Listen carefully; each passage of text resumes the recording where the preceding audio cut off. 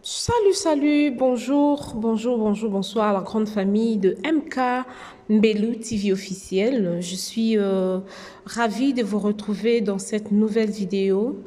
Avant de plonger dans notre contenu, je tiens à prendre un moment pour exprimer ma gratitude à chacun d'entre vous qui a récemment rejoint la famille en cliquant sur ces boutons s'abonner. Vous êtes la raison pour laquelle cette communauté grandit et prospère. Un énorme merci à tous nos nouveaux abonnés. Je tiens personnellement à vous accueillir chaleureusement dans la famille MK Mbelu TV officiel. Chaque abonné compte et nous sommes ravis de vous avoir parmi nous. Votre soutien signifie le monde pour nous. Et c'est grâce à vous que nous continuons à grandir.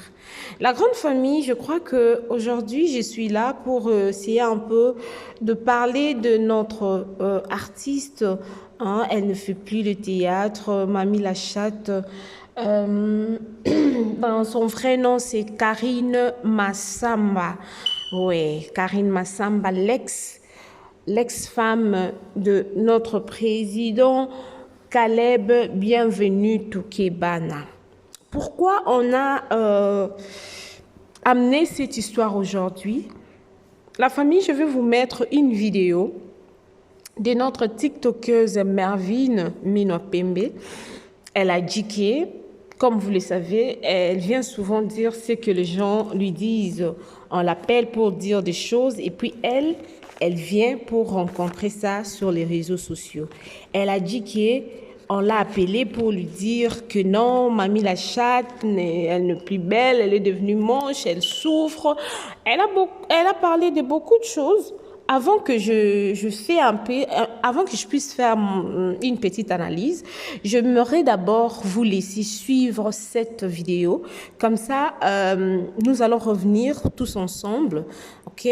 Nous allons revenir tous ensemble pour écouter ou entendre ce qu'elle a dit à propos de Mamie la chatte. Et moi, je veux revenir ensemble avec vous pour essayer un peu de faire une analyse de ce qu'elle est venue nous dire. La famille, je n'ai pas beaucoup à dire.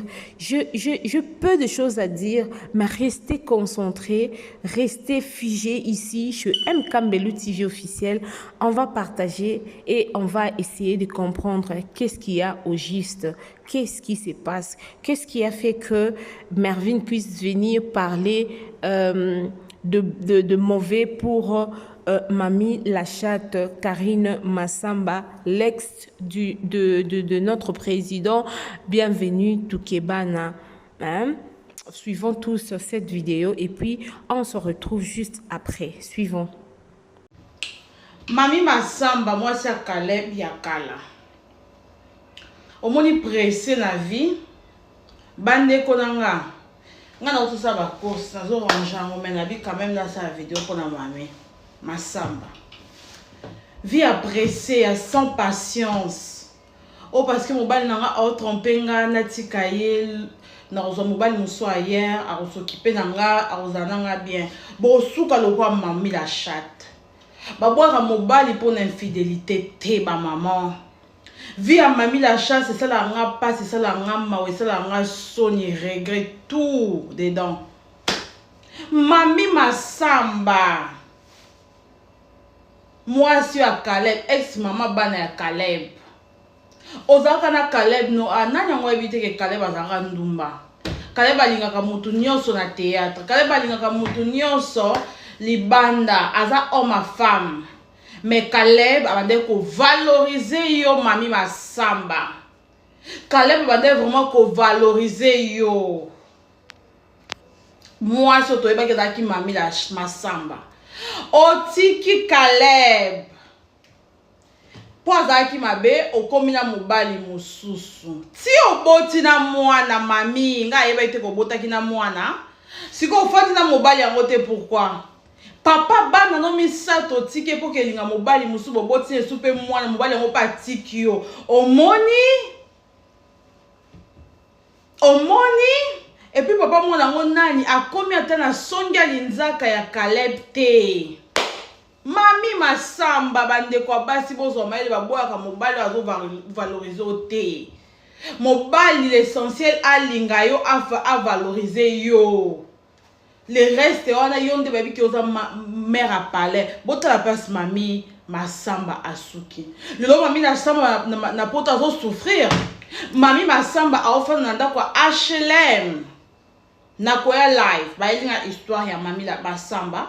Nanda kwa HLM na mwana mususu abota na mobali ampe simba te bakabwana kutu na papa ba no bofanda kutu longtemps maintenant mobali ane simba ki te bokabwana moni pressé na vie place Suki si yo place Mimi yo est grave ni bela François nango mami e bela François ba na munoko okomi ko sala musala ko sokola basani yo fala ki o s'inscrire na poto il faut qu'on na musala bien pourquoi on s'est limité vino na niveau à boye mami na biso lo ko bomra batu na poto pour na ko apprendre eza langue mais yo ozo maîtriser un peu quand même langue wana osuki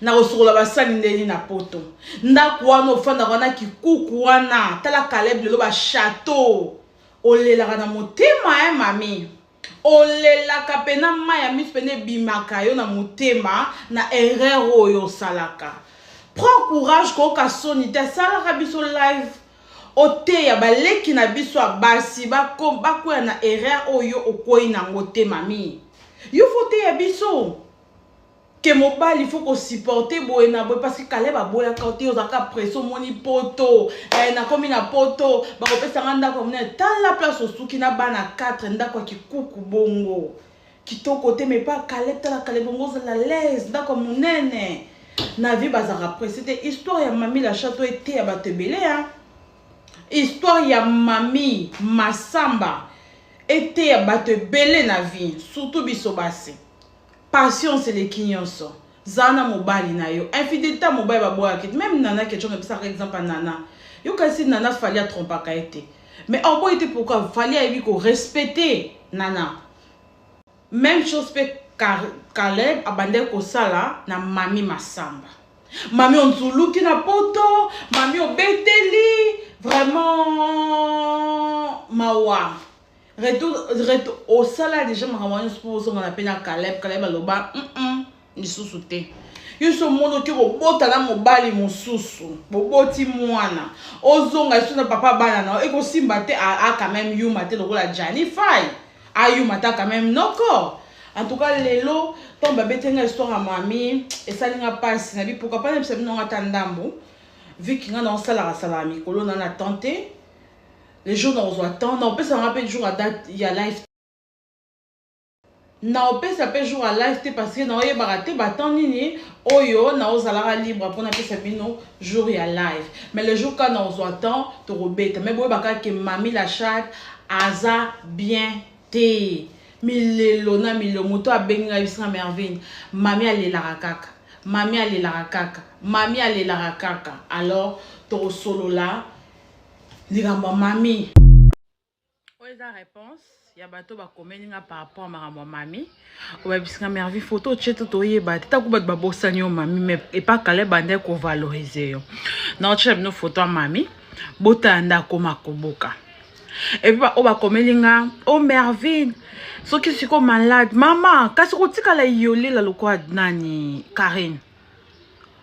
Parce que tant que Caleb croyait que mobali a robotane wana a ofana na ndako bakaboni so mobali ana poani a regrettera siko Caleb mami a bien qui a regrettera Caleb yo yaka wana na munoko na bongo malade ko zana ndoto mobali so mukota ngoke libanda ebi ko se protéger alors ceux qui payent na malade bozi on bon beaucoup fait ensemble l'essentiel faut retenir dans l'histoire un homme qui te valorise un homme qui te respecte reste mobali azo valoriser azo respecter yo fanda o azo rambongo eko la kisa mama to sa projet nini mama ekota ki bwe ba futa kinga bwe bazon sengi bwe fandi sa mataku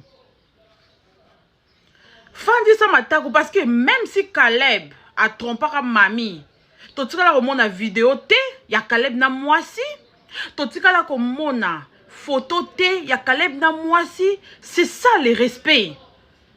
C'est ça le respect que toute femme veut dans sa vie.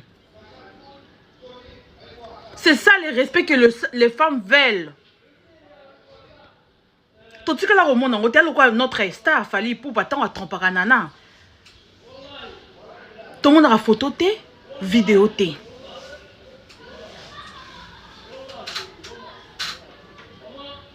eloko biso basi tolingi yangwana ofandi oh Mervyn ma yaya soki pe bozuma azango bokufi ensemble mobile alingaka o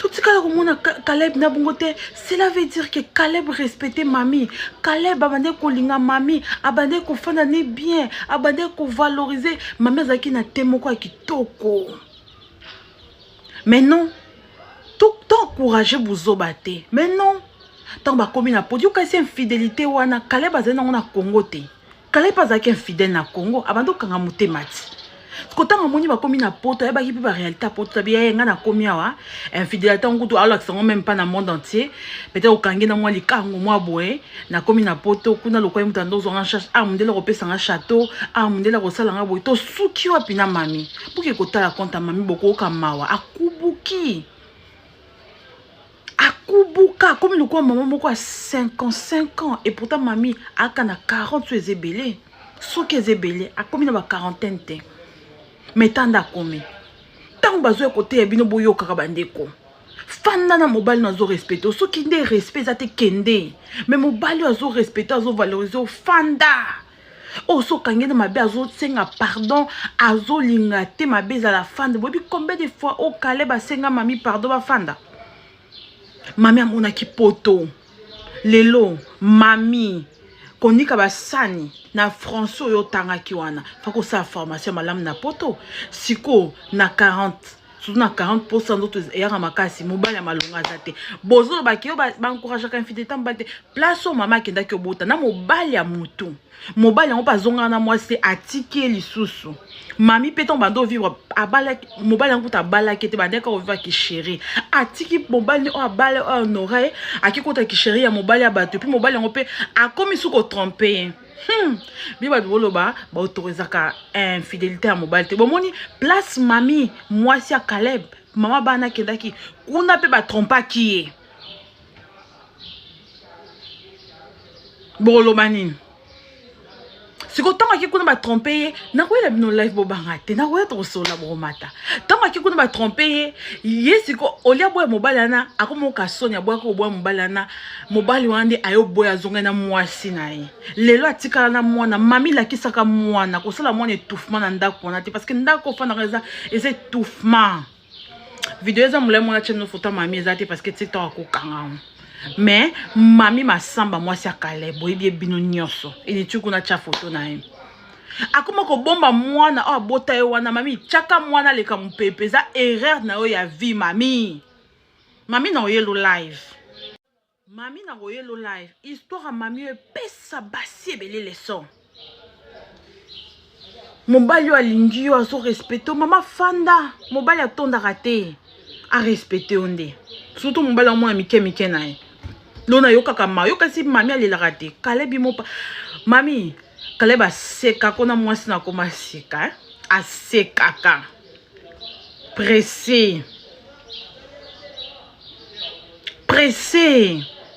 tando suki na poto mobali amemi yo poto ki ko boele na poto yo kasi ki ba Voilà la grande famille, j'espère que tout kolanda nini oyo ndeko na biso ayeli biso na mokolo ya lelo alobi que Mamie la chatte elle souffre Mamie la chatte nanani Mamie la chatte nanana Mervyn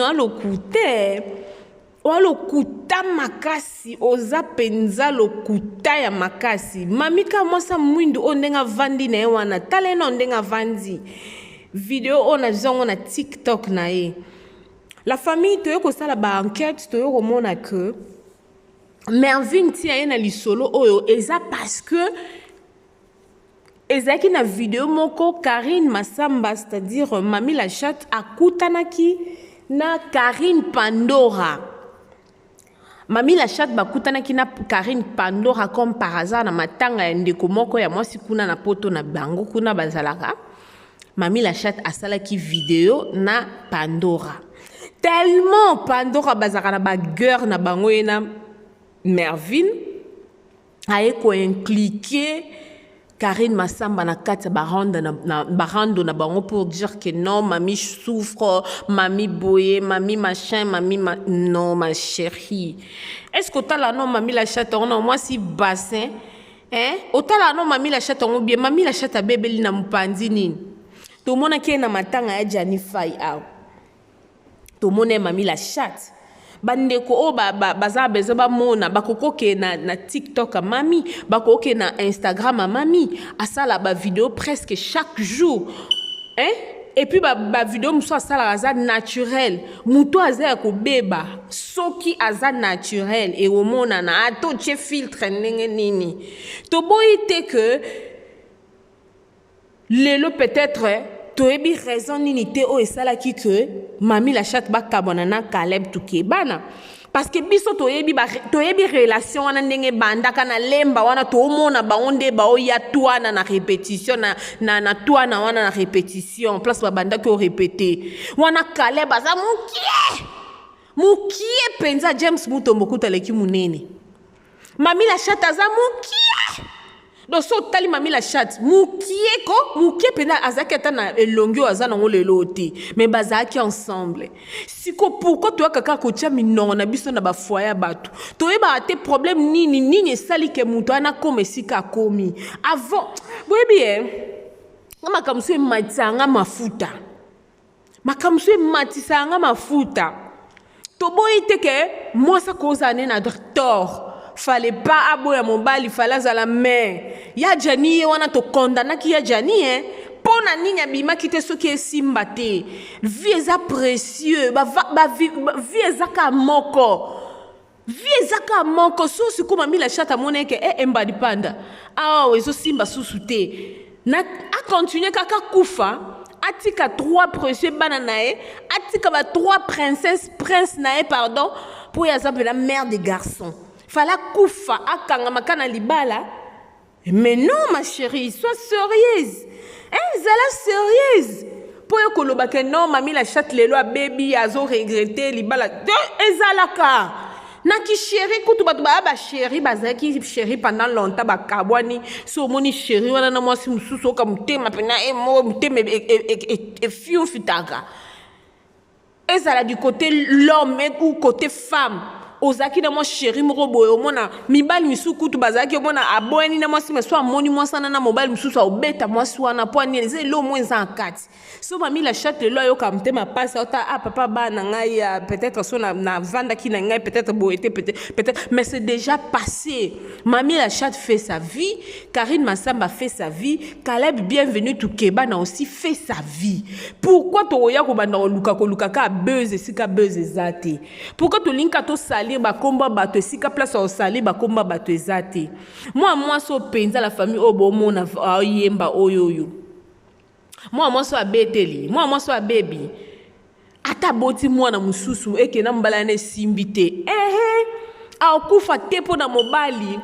Non, akufa tepo na mobali. Yana déjà uti okufa. Yana dina uti déjà kokufa. Famille na ba perdre déjà ngamba moi si bongo. Ale yesi koyo kapo na kokufa la bolingo avanda kaka soki ezo simbate po tala. Tous ala quand même batuko. Tous ala quand même batu. Pourquoi to lukaka koya koloba n'importe quoi na ba réseaux sociaux pour batba mon abiso. Moi so pe nga lati pembe a telemi o. Moi so za mabe. Po ni to zala na mtema mabe o eza ya paquet boyko. Pourquoi to za mitema mabe biso ba congolais to mtema mabe ya paquet penza. Basa mwindu boloko ba belle vie kandi. Basa mwindu boye moi so pena ya mwindu bolo kwa mwindu angolo mwindu nzambe na ngai le monde la famille naza posana loba mingi tene ngeka na loba totika jalousie mal placée totika makambu ya kimutema mabe mal placé, c'est pas bien la famille. Oh merci beaucoup, c'était c'est incroyable de voir à quel point notre communauté s'agrandit. Et cela ne serait pas possible sans vous. Chaque like, chaque commentaire et bien sûr chaque abonnement nous motive à créer encore plus de contenu passionnant et divertissant. Si vous êtes nouveau ici, ne manquez pas nos vidéos précédentes et assurez-vous de jeter un coup d'œil à notre playlist. Nous avons de surprises et du contenu excitant à venir. Alors, restez connectés. N'oubliez pas d'activer les notifications en cliquant sur la cloche. Ainsi, vous ne manquerez aucune de nos mises à jour.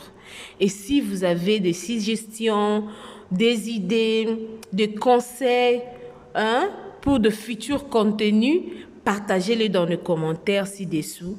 Votre voix compte. Et nous sommes toujours ouverts à vos idées.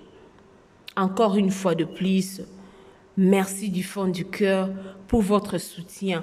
Ensemble, nous construisons quelque chose de spécial ici chez MK Mbelou TV officiel. Restez positifs, restez extraordinaires et je suis impatiente de partager de nombreux moments mignons avec vous à l'avenir.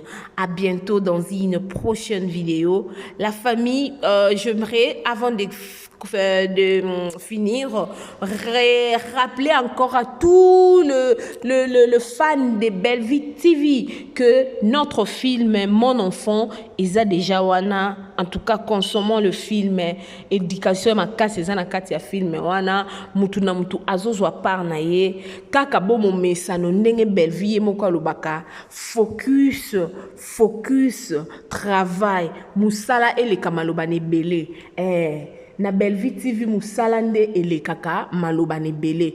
Tozala wana te po na ba insure, tozala wana te po na ba makambo zanga tina ba fan nyonso tu o balandaka Bellevue balingaka Bellevue parce que musala elekaka maloba na ebele. Voilà la grande famille batu o ya mitema mabe o bazoluka ko salir réputation ya Mami la chatte Karine Massamba. En tout cas, pour votre information, notre sœur elle est bel et bien très kitoko epanaye azawana na bana naye, elle fait sa vie et sa fin du monde.